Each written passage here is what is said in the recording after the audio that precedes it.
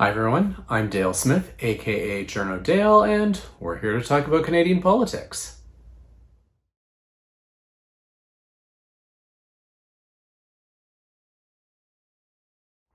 All right, this is normally the week where I would ask for questions, and I did ask for questions, and apparently nobody has any this week. So instead, I'm going to take the approach of what we should have been asking about, which is what is Section 107? Now, when I say what is this regarding, this is a section of the Labor Code that the Minister of Jobs and Families invoked on early Saturday morning to ostensibly put the the flight attendants back to work at Air Canada when they did, which they didn't go. But this is a section of the Labor Code that the federal government has increasingly started to use to end labor disputes over the last couple of years. But it kind of came up from nowhere. We never really saw uses of it until just a few years ago, even though it's been part of the Labor Code since 1984.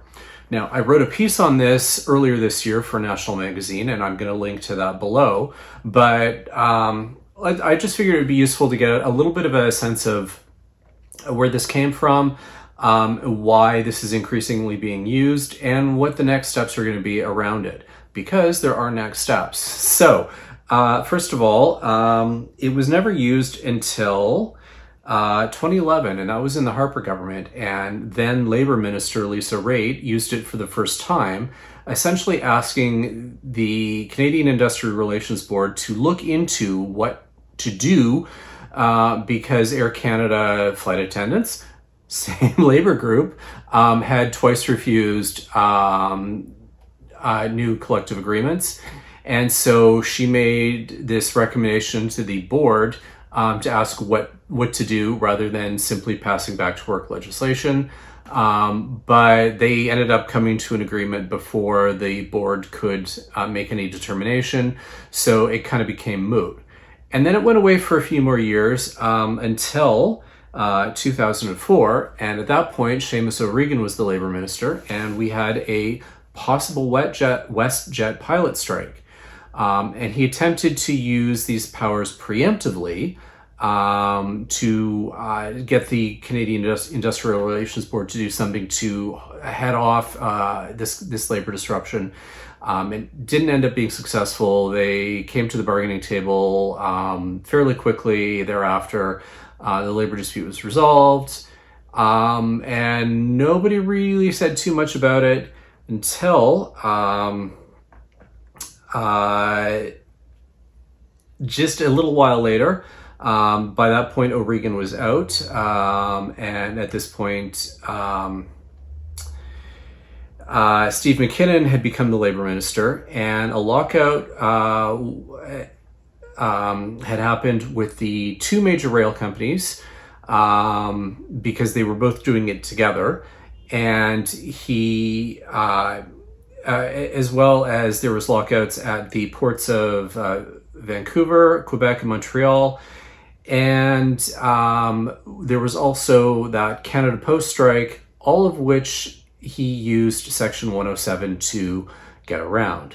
Now, in most of these cases, what ended up happening or doing was directing the board, the Canadian Industrial Relations Board, to either come up with some kind of a, establish some kind of a resolution to it, usually through binding arbitration.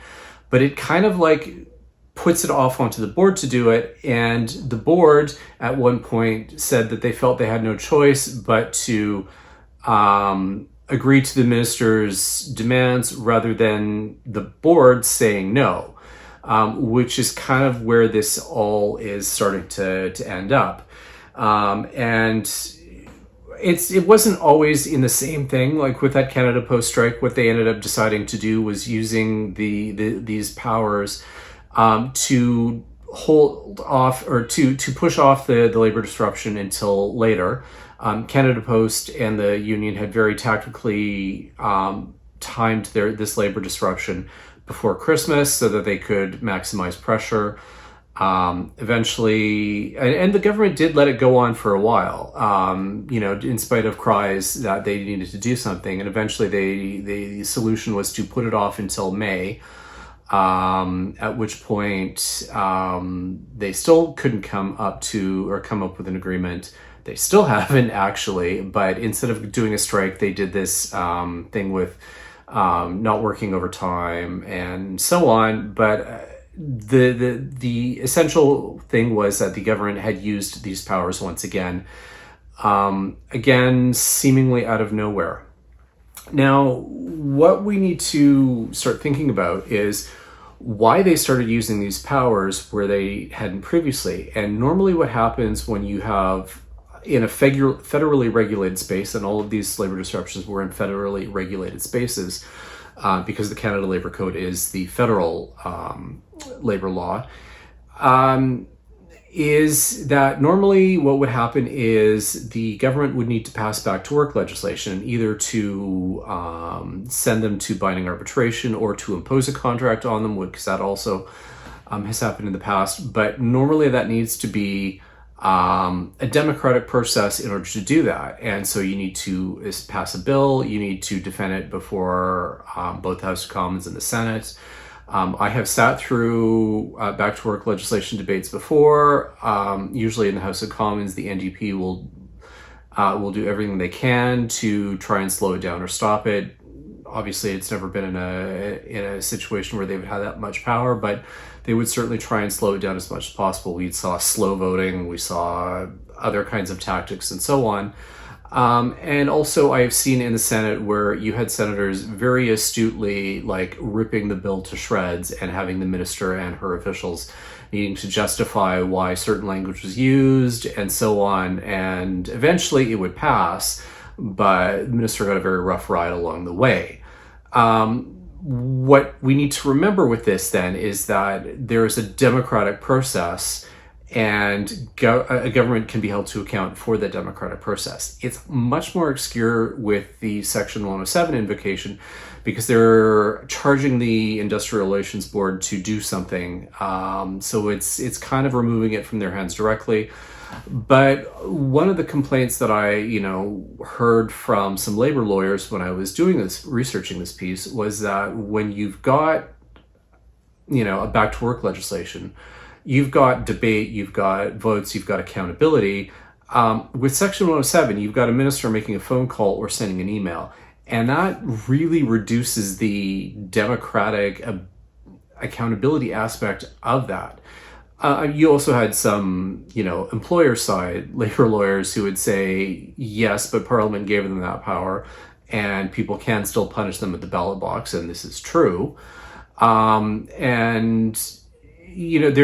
a whole separate discussion that comes off of this as to whether the government is destroying the Canadian industrial relations regime in this country.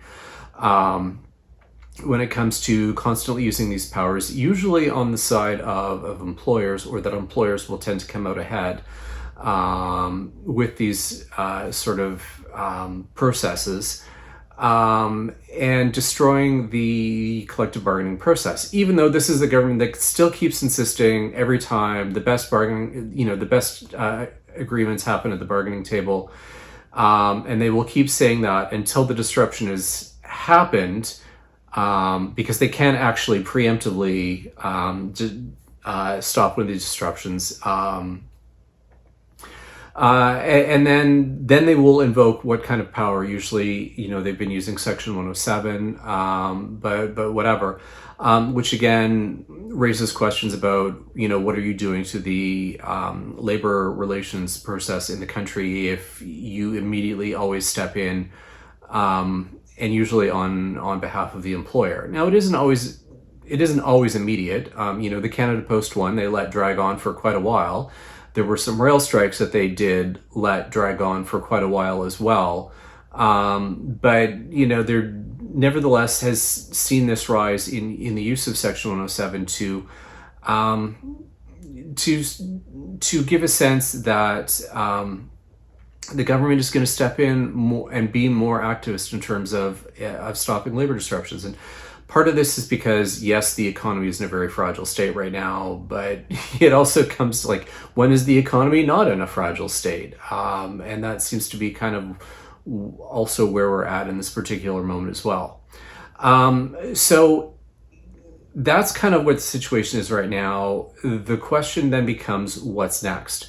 Now, previous uses of Section 107 are being challenged in the federal court, and this, we haven't seen any results from these challenges yet, but they should start coming fairly soon, because it's within the last couple of years that the government has started using this section where they never did before, and now that use is being challenged. And part of that challenge is, can the Canadian Industrial Relations Board say no? We're not going to take the minister's advice and force it back to work, or mandatory or binding arbitration or anything like that. So we'll see if that's what the outcome is, or we'll just see if the court starts saying that no, the government improperly used this section of the labor code, and therefore come up with some kind of a penalty, or have that affect what the contracts that were negotiated as part of these binding arbitration situations wind up looking like. So yeah, that's kind of where things are going to end up heading. And I'm sure that this will head to the Supreme Court within a year or two, and then we'll get some really interesting jurisprudence as a result of that. But I just wanted to have a quick conversation about this is what this means. This is what's happening. These are powers that the government is invoking, where they never had for like I said, the Canada Labor Code came into effect in 1984, and this section went pretty much unused for almost 40 years. So yeah, this is a question I think we should be all thinking about, particularly because I think most of us are fairly sympathetic to the issue around the flight attendants and unpaid labor and so on. So yeah, hope that's helpful. And that's everything for this week. Join us again next week for some more Canadian politics. I'm Dale Smith. That's at journo_Dale on Twitter and journodale_no_ on Bluesky. And don't forget to like the video, share, subscribe, and support us on Patreon. Thanks, everyone.